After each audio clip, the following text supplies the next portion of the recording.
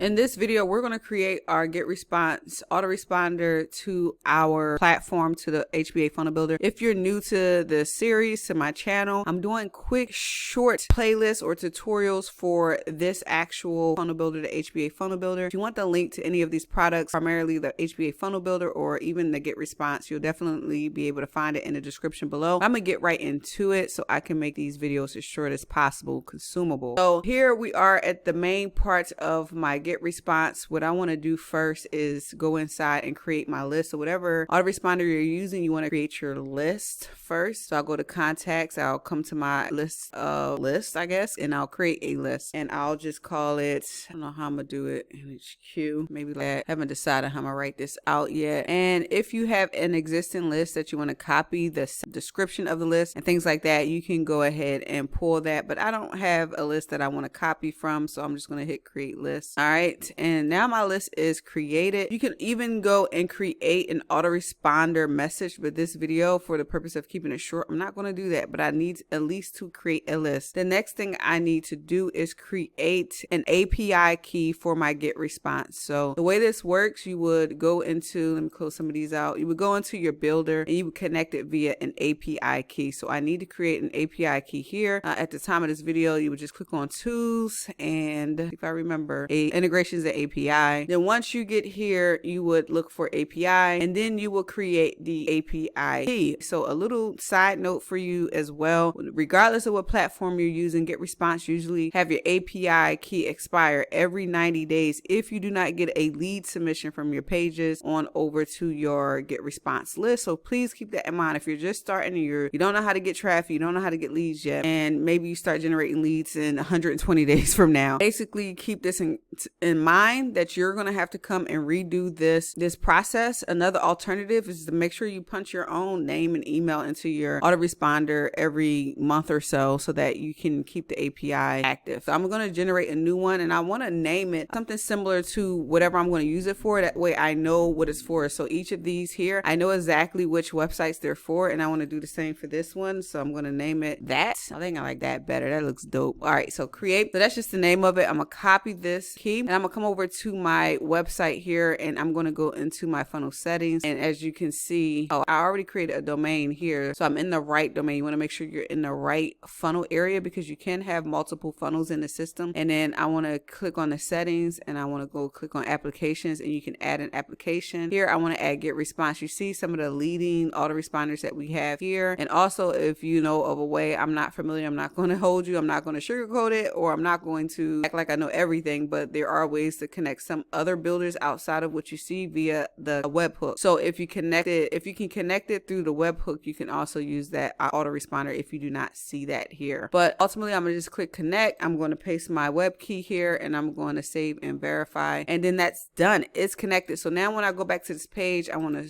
refresh it just so I know to grab that actual API key and a get response connection. And here I'm on a page that I could not, prior to this, I couldn't connect it to my autoresponder because I didn't do those steps. So I'll just click here, and then I'll go to my settings, and at the bottom you can now see get response settings. If I keep these videos in the same order, on the next video you'll notice I couldn't do this because I forgot to do this before I did the next video. So this is the step that I did in order to get that get response connected. So you click here, and then you can click on the actual list that you created, confirm, and then obviously all of the emails that you put in your system, that will automatically be available once you put in your name and email. You always want to test this once you're done and make sure it's actually working. In fact, real quick plug here, one of the reasons why I love our system, just to be completely honest with you, is that once you get into the system, you'll get some training that most people do not get. Literally, they don't get it when they get inside of these systems. That's going to help you set up your name, your email, your from name, and all that stuff, your from email address the right way, so that hopefully your emails are going to the inbox instead of the spam box. And there's a lot of factors why your emails can go to the spam box, but ultimately setting up your email the way we teach you how to do it before you even get to this part is one of the top reasons why people emails go to the spam. So definitely grab that tool, grab that training.